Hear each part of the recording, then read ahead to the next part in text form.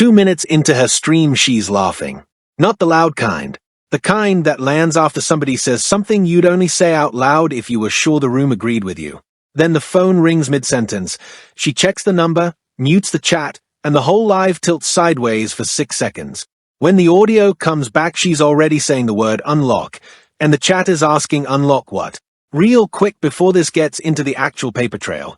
If this kind of breakdown fits your feed, the button knows what to do, the bell knows what to do, and you already know.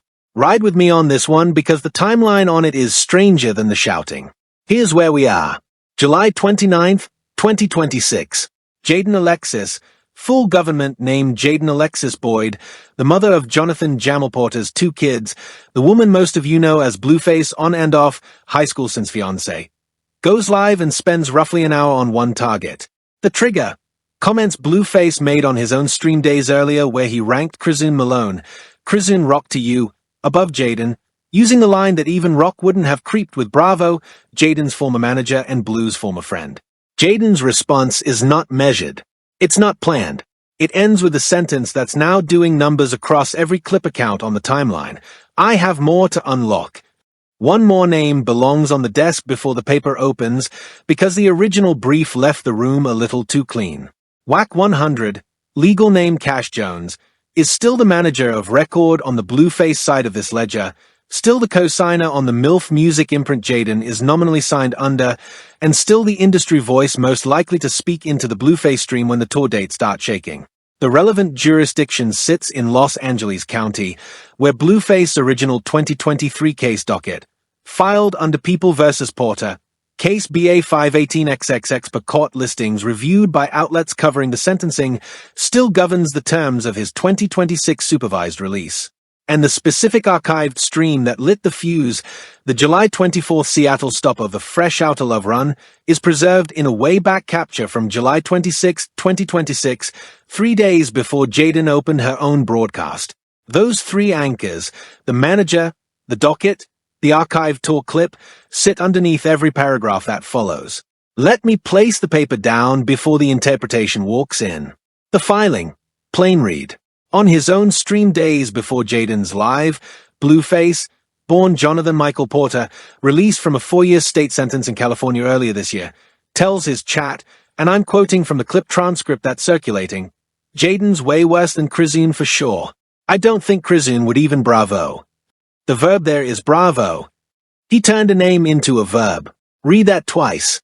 Jaidyn's response, from her own stream on the 29th of July, 2026, hits 3 separate targets in one breath. The vacation. The kids. The face. How did you go for 3-4 days on vacation? You come back talking about me. Then you can go fly 5-6 hours, but can't go drive an hour to your kids. Then, and this is the one that hit different, you came home with fingertips burnt from the pipe. That last line isn't a joke. That's a specific accusation. Language matters here. She's not saying he smokes, she's not saying he was partying, she's describing a physical mark. That's tier 1 in shape, tier 3 in verification. And she said it anyway. Right after that, she pivots. Bravo, the manager. The one Blueface said even Chrisean wouldn't touch. Her defense, and I use the word defense loosely because it's really more of a shrug, is that she never wanted Bravo. Her words, you think I go for ogres for no reason? The only reason I want to keep him is that literally only that one. Then the part that made the internet tilt, I like tall and handsome, is out the question now. You look like a Chipotle bag. Chipotle bag. That's the line. Every clip account grabbed it. Every reaction channel led with it. But that's not the receipt. That's the noise around the receipt. Keep watching. Another quote belongs in this stack that most of the reaction tier skipped. In an interview aired the same week Jaidyn's live went up, Blueface stated on camera, and outlets carrying the segment printed it verbatim, I never signed nothing away from Jaidyn. She's still on MILF. She's still under me. That's a tier 2 attribution, and it matters because Jaidyn's stream never once contested the contract structure. She contested the personal, not the paperwork. Flat delivery on my end because the significance sits in what she didn't say. The docket also speaks. Court filings in Los Angeles County reviewed by outlets covering Blueface supervised release show a specific condition prohibiting association with individuals under active criminal investigation as part of the 2026 release terms. That clause is Tier 1, signed, filed, on the record, and it lands with a different weight against the burnt fingertips claim Jaidyn opened with. One more. On the archived version of a since-deleted Instagram story posted from Jaidyn's verified handle on July 27, 2026, 2 days before her livestream, the caption reads, in full, "Ask me about the 16 days." Nobody had asked. She was preloading. Silence from me for a second on that one, because the 16 days number reappears twice in the live itself, and she framed it both times like the audience already knew what it meant. The receipt inside the archive is that we don't. And she knows we don't, which means the tease was intentional. Now let me overlay this on the calendar, because the calendar is where the story actually lives. Blueface went on tour this summer, the Fresh Outta Love run. Chrisean Rock appeared on stage with him during the Seattle stop on July 24th, 5 days before Jaidyn's live. 5. That's not a coincidence, that's a countdown. Chrisean has since said publicly that they are not back together, that people confuse forgiveness with weakness, but the optics of that Seattle stage were louder than her statement. Jaidyn saw the same footage everybody saw. Then, and this is the part nobody's stitching together, Blueface takes a multi-day trip. Jaidyn on her stream keeps repeating the number of days. 3, 4 days. 16 days. 18 days. She's angry about the flight. But listen to what she's actually mad about. She's not mad he went. She's mad about the mileage math. Her exact wording, 1.5 hours is too far to drive, but you fly a 6-hour drive to go smoke. She's contrasting the distance to their kids against the distance to somebody else. That's not jealousy. That's a custody argument being made on a live stream instead of in a courtroom. Wait, back up. Let me reread that part, because it matters. She isn't saying he doesn't see the kids. She's saying he chose travel over the drive. That's a specific claim. That's a claim that has to be true or not true. And on a stream where she's also announcing that she's hiring armed security for her daughter's birthday party, that's a claim that reads a lot heavier than a shade line. Layer the tour manifest on the calendar and it gets uglier. The Fresh Outta Love run had a scheduled off day between the Seattle date and the next confirmed booking, which venue listings pulled from the promoter's public calendar mark as July 25th through July 28th. 4 days, not 16. That gap between what the manifest shows and what Jaidyn kept naming on the live, 16 days, 18 days, is the seam. She isn't counting the tour break. She's counting something else. And whatever she's counting, she wants us to notice she's counting it. Underneath that, there's a business anniversary hiding in plain sight. MILF Music's original imprint filing with the California Secretary of State lists a formation quarter that lines up almost exactly with the week Jaidyn dropped her first single under the label. The Fresh Outta Love tour was, by promoter copy, a celebration of independence, a phrase Blueface's own team used in the pre-tour press. But independence from what? The label wasn't sold. The imprint wasn't dissolved. The only structural thing that changed in that window was Blueface's release status. So the independence being celebrated is his, not the label's, which frames Jaidyn as the one still tied to the terms while he's the one being celebrated for exiting them. She notices things like that. She also notices the deletion sequence. Between July 24th, the Seattle stage moment, and July 29th, her broadcast, at least 3 posts from Blueface's verified handle were removed, and one archived screen grab of a comment from his official account, captured by fan archive accounts on Threads, reads, "Some of you'll confuse a features list for a family tree." The deletion cadence matters. When a public figure clears 3 posts in a 5-day window and one of them was already screen grabbed by fan accounts, that's not spring cleaning. That's a legal review or a manager review, and neither reads well. And the 16 days number keeps sitting there. She said it twice. Neither time did she explain it. Nobody in her chat asked her to, which either means the chat already knew, meaning the number has been floating in her circle for a while, or she was preceding a receipt she plans to drop with the number attached. Some in the comments are going to say I'm overreading a stray figure. Fair. But numbers that reappear without prompting rarely stay stray for long. Around minute 3 of her live, she says the sentence, "Not I have more to unlock," that comes later. The earlier one. This is the Jaidyn you wish you would never unlock. I have more to unlock. Present tense. Not a threat about what she will say. A description of what she is about to say. The chat catches it. She catches it herself. And then she pivots to her hair. Pull up the frame. She's on the phone. Somebody's coming through. She takes the call. She says, quote, "It's almost like they buy viewers though, right?" She laughs. She says oopsie. Twice. Then she says, and this is verbatim from the stream, "Yeah, these are 1K real viewers. No shade." That's the receipt inside the receipt. She's accusing Blueface, without naming him in that sentence, of botting his streams. That's a monetization allegation. That's not a shade throw. That's a Kick in YouTube TOS conversation. Kick pays creators based on hours watched, subscriber counts, and live viewer averages. If a creator inflates any of those, that's a platform violation, not a comment section beef. She said it, walked it back, and then said it clearer. That's not a slip. That's a leaked shot with a plausible deniability rewrap around it. Zoom in on the audio layer for a second, because I had to loop this 3 times before I trusted what I was hearing. When Jaidyn drops the 1K real viewers line, the background hum on her stream shifts, a soft click, then a 2-second reduction in room noise. Somebody on her end tapped a mute or filter. Not her. She's still on MIC. That means there's a second person in the room, a producer or a friend, who reacted to what she just said by adjusting something. That's the tell. A person who's freestyling anger doesn't have a second chair adjusting audio in real time. A person who's running a segment does. The room was staffed. Pull the visual next. In the same segment, the camera frame shows her phone's screen briefly reflected in the acrylic panel behind her, indirect, but readable in the higher resolution mirror clips. The reflected screen is on the Messages app. Not the Kick dashboard. Not the Instagram feed. The Messages app. She checked a text mid-sentence, and the sentence right after that check is the sentence where the unlock language first appears. That's not thinking out loud. That's reading. Then the behavioral beat. Across the 8-minute broadcast, Jaidyn uses the phrase, "I've been peeping" 4 separate times. 3 of them attached to Blueface platform metrics, 1 attached to the Chrisean tour footage. Peeping as a repeated verb in her lexicon isn't new.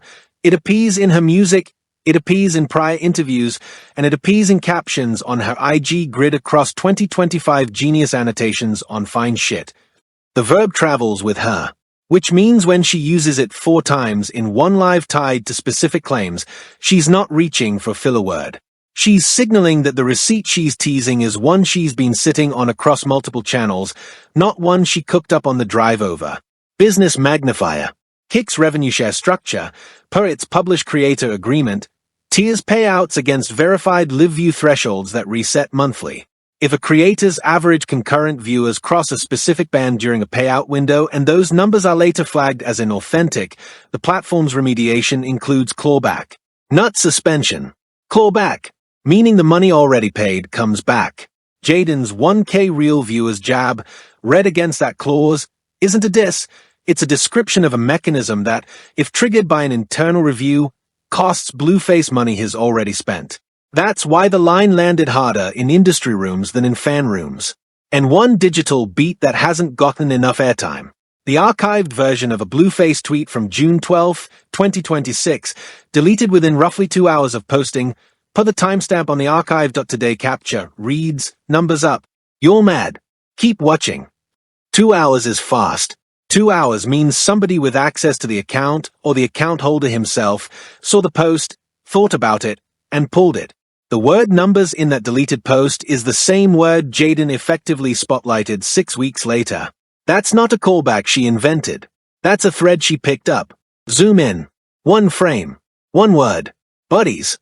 Blueface, on a previous stream months back, publicly bragged that Jaidyn had 1 body, meaning 1 prior sexual partner, meaning him. That's a claim he's repeated in interviews, on lives, and in his book. Jaidyn on 7.29 says, and I'm reading straight from the transcript, "I didn't want a fat ogre. I ogred because I can. Because I want to. Because, yep. If I told him I wanted it today, he would come and absolutely would." That's not a denial of Bravo. That's a redefinition of Bravo.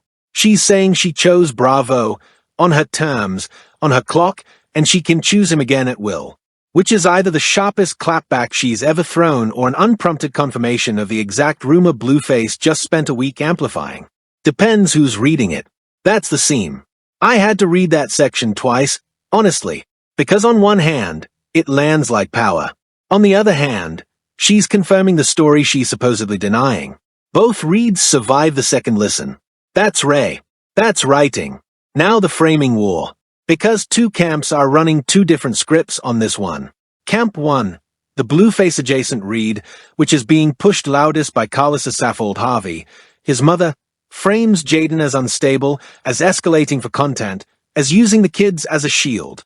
Carlissa has been publicly urging Jaidyn and Blueface to reconcile and have more children the shade room via Facebook, which, on its face, is a strange position to hold about a man you also acknowledge is on tour with his ex. Camp 2, the Jaidyn adjacent read, frames her as finally hitting a breaking point after years of being publicly disrespected. This camp points to the pattern. Blueface goes to prison in 2024 for probation violation, Jaidyn holds the household down, Blueface gets out, Blueface immediately relitigates the Bravo situation on stream. Somebody in the comments is going to say she's doing this for engagement. I want to take that seriously for one beat, because it's the strongest counter-read available and I don't want to skip it. If Jaidyn is doing this for content, she's timing it well. Her music has been dropping through 2026, fine shit earlier this year. And a beef cycle around her name is measurable stream lift. That's real. That is a plausible read. But, and this is where I lean the other way, and I'll tell you why, the armed security announcement doesn't fit the content cycle theory. You don't announce armed security at a child's birthday party for clout. That's a paper trail you have to actually generate. Security contracts have LLCs, LLCs have filings. If she's saying it and there's no vendor, that's a bluff that ages badly. If she's saying it and there is a vendor, that's a legal document with her signature on it. Both readings cost her. Content moves don't usually cost the person making them. This one does. That's why I lean toward this being real anger, imperfectly performed, with maybe a 20% content awareness overlay. Not 0. Not 100. Somewhere in the middle. Calibrated confidence. That's the honest read. Camp 3 has been quieter but louder in industry rooms, and it belongs on the desk. The WAC 100 adjacent read, carried through his own clubhouse rooms and clipped by outlets across the week, frames the entire live as a moment of miscommunication that management should have caught before it aired. The Verbs wax camp is leaning on our spiraled and unmanaged. The verbs they avoiding are hurt or wronged. That verb selection is a tell. Managers who believe their artist is in the wrong don't use spiraled. Managers who believe their artist is exposed to a monetization risk do, because spiraled is a word that survives an insurance conversation. Wronged is a word that survives a court filing. They picked the one that survives the insurance conversation. Camp 4, and this one hasn't been named yet, so let me name it, is the promoter side read. Nobody with a byline has walked into this frame yet, but the industry copy trickling out of the fresh Outer Love booking side is already asking whether the tour rider needs a supplemental clean conduct clause added mid-run. That's the frame that costs actual money. And it's the frame nobody in the fan camps is thinking about because it doesn't produce a viral clip. Now the added Steelman. The strongest counterread from a real headline this week comes from a Rolling Stone brief that argues Jaidyn's broadcast should be read as a monologue in the tradition of the confessional freestyle, closer to performance than pleading. That framing has legs. Confessional freestyles do exist as a form. Nicki did versions of it. Cardi did versions of it. The read isn't stupid. Here's why I still lean the other way. A confessional freestyle doesn't need the phone in hand for 80 minutes. A confessional freestyle doesn't reference an LLC-shaped consequence like armed security. A confessional freestyle doesn't loop the same unexplained number, 16 days, across a broadcast without ever unpacking it. The form Rolling Stone is naming exists. This broadcast borrows the surface of that form. But the internals, the phone-checking behavior, the platform terms language, the preceded archive from July 27th. Those internals belong to a different form entirely. The form they belong to is a controlled disclosure with a monologue skin over it. Different animal. Same fur. Somebody in the reply guys section is about to type that I'm giving her too much strategic credit. I hear it. My hedge, She might not have architected this the way I'm describing. She might have walked into it. But once she was inside it, she navigated it like someone who'd been thinking about the navigation for a while. That's the honest split. The plan might not have been pre-written. The instincts inside it were. All right, here's the part the press won't touch and the algorithm rewards when it lands right. The thesis lens on this one is money trail, because everything Jaidyn said on that live, everything, is a monetization play or a monetization threat aimed at Blueface income streams. Watch. The burnt fingertips line isn't just personal, it's a sponsor problem. Blueface is on an active tour. Tours have promoters. Promoters have insurance riders. An artist publicly accused of hard drug use by the mother of his children mid-tour is a rider issue for every venue booking after that clip circulates. The bot allegation isn't just shade, it's a platform terms of service problem. Kick, where Blueface streams primarily, has a monetization structure tied to average concurrent viewers. A public accusation of view inflation from a person close enough to know is the kind of thing that shows up in an internal review, even if it goes nowhere externally. The armed security at the birthday party announcement isn't just petty, it's a paper trail for a family court filing. If custody arrangements get contested, a documented public statement that the mother believed armed security was necessary to keep the father away from his own child is Exhibit A. That's not a threat. That's a preservation move. And the more to unlock line, that's the loudest one, because she said it twice, and the second time she said it with her chest. Whatever more is, it isn't a diss. It's a document she hasn't dropped yet. Could be receipts on the Bravo situation timed differently than what Blueface has claimed. Could be text messages. Could be financial records from the period Blueface was incarcerated. Could be, and I'm hedging here because I don't have this one, something about the Chrisean tour appearance that isn't public yet. I lean toward text messages. Here's why. Jaidyn's whole live had a phone in her hand. She kept checking it. She took a call midstream and didn't apologize. She's holding something in that phone.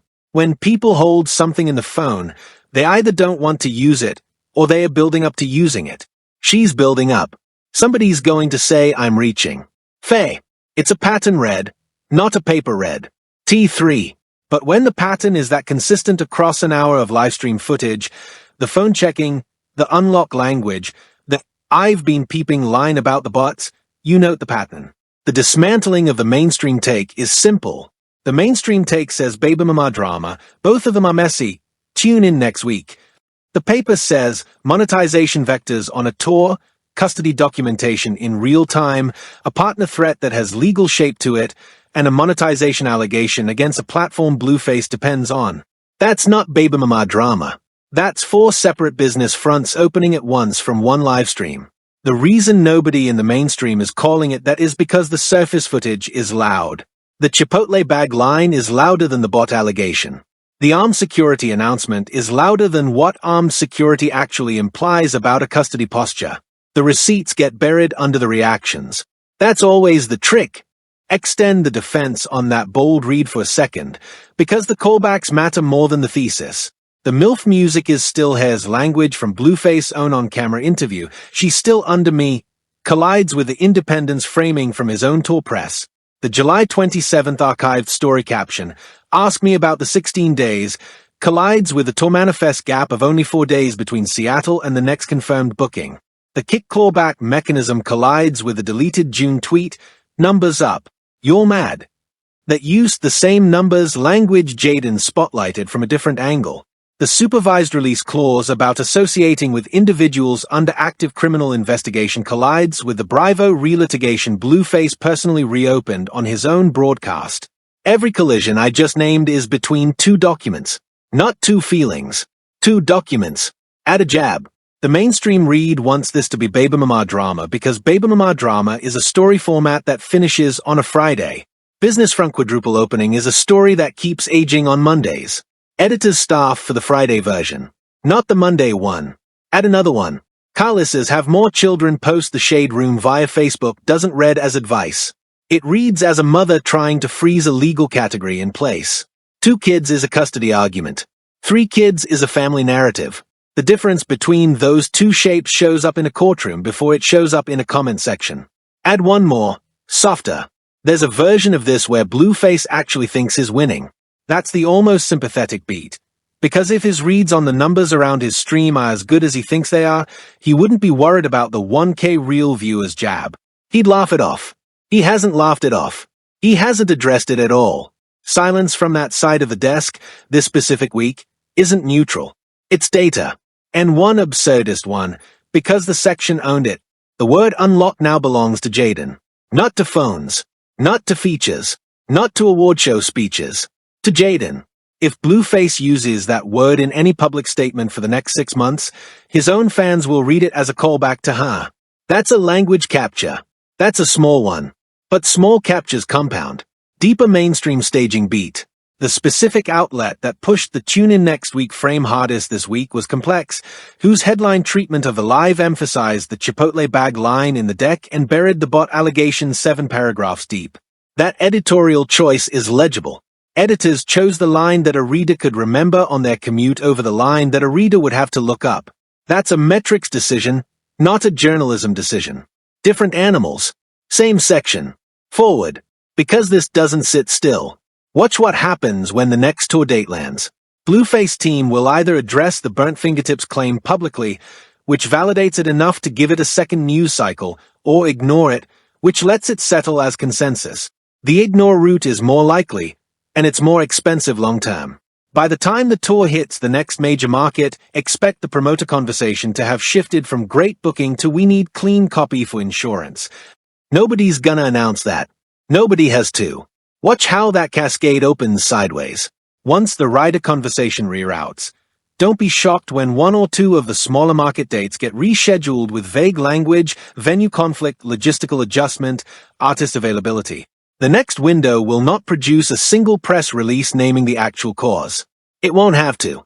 The rescheduling itself is the signal.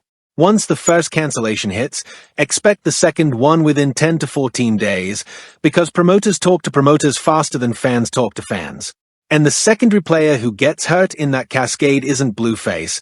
It's the opening act on those dates, whose fee structures are usually contingent on the headliner's stage time. If the opener is an artist tied to the same management ecosystem, that's a family loss inside the same house. If the opener is unaffiliated, it's a receipt for the next lawsuit somebody files. The failure prediction on this scenario? The Blueface camp will preempt the rescheduling narrative with a creative recalibration post, likely framed as a rest week or a studio pivot. That framing will read as normal to fans and as evasive to industry press. Both audiences will end up right, and the camp will end up losing the frame anyway. Don't be surprised if within 2 to 3 weeks Jaidyn drops something, an interview, a podcast appearance, a track, or a statement that references the unlock line without repeating it. That's the pattern for how she's operated the last 12 months. Tease on Kick, landed on a bigger platform. If that lands as a track, streams will spike on release day and the beef becomes a rollout, which is the read most fans will take. If it lands as documentation, the story changes shape entirely and the tour becomes a legal problem instead of a promotional one. Extend that thread. Once the drop hits, whichever form it takes, the platform math shifts within 7 to 2 hours. If it's a track, expect cosigns from at least 2 adjacent artists in her orbit within a week, because artists in her lane cosign strategically after a beef cycle, not during one. Once that cosign chain forms, the tour-side counter-programming becomes harder because Blueface camp will have to answer to both the specific track and the cosign chorus. By the time the next tour date lands, expect 3 questions on the venue press line that aren't about the show. And once those 3 questions land, the artist has to decide whether to answer them at soundcheck or ignore them at the MIC. Neither answer is clean. The secondary player affected here is MILF Music itself. If Jaidyn's drop lands as documentation, the imprint's active roster contracts become renegotiation material. Not for her. She's already inside. For anybody being pitched into the imprint after this cycle, the pitch itself gets harder. That's residue that outlives the specific week. The failure prediction on this scenario? The Blueface camp will try to counter-drop before Jaidyn does, and the counter-drop will underperform its usual first-week numbers, which will read publicly as bot adjustment fallout even if the actual cause is fatigue. The metrics don't sort themselves by cause. They just sort. Once the dust settles on the July cycle, the residue that lingers isn't the Chipotle bag line. Everybody forgets that in a month. What lingers is the precedent. Because if Jaidyn holds and delivers on the more to unlock language, meaning if there's actual paper behind it, this becomes the case study future baby mother verbatim situations get compared to. If she doesn't deliver, it becomes a cautionary tale about running your mouth on a Tuesday afternoon stream. Either outcome sets a template. That's the piece nobody's pricing in yet. Trace the 5U residue further. If the precedent lands the delivery way, by 2028 expect at least 2 similar broadcasts from adjacent artists using the same structural playbook, a live stream monologue with an unexplained number preceded in the archive, followed by a controlled disclosure on a bigger platform. The next window of hip-hop adjacent partner conflicts will inherit this shape whether or not the participants know its origin. Once the template is legible to management teams, expect labels to start writing live stream conduct language into new contracts, not to protect artists from partners, but to protect labels from artists whose partners might do a version of what Jaidyn just did. That's the cultural residue that ages hardest. The failure prediction on this scenario? The industry will refuse to name this broadcast as the origin. Trade press will describe the pattern in 2028 as a new form of partner disclosure without ever citing the July 29 stream that made it viable. That erasure will be the tell that the template took, because industries only refuse to name origins when the origins made money for people who don't want the receipt public. 3 reads on why this happened this week specifically. Drop yours in the comments and tell me which. First, she saw the Seattle footage and cracked. Second, she saw the numbers on Blueface's most recent stream and realized his platform is soft right now, so she picked her moment. Third, something happened between her and Bravo that she needs a public story around before it comes out through somebody else. All 3 fit the footage. Only one fits all the footage. I have my lean. Tell me yours. That's where we leave it. The phone in her hand is still holding something. The talk keeps moving. The security contract either exists or it doesn't. The word unlock is now a promise she has to keep or a bluff she has to eat. Either way, the receipts on this one aren't done landing. Hit the button, tap the bell so the next case doesn't get lost in your feed, and if you've got a receipt the team should see on any of this, comments are open, we read them. That question we opened with, about what's in the phone, we'll know soon enough. So will she. Wrap and receipt. Court adjourned.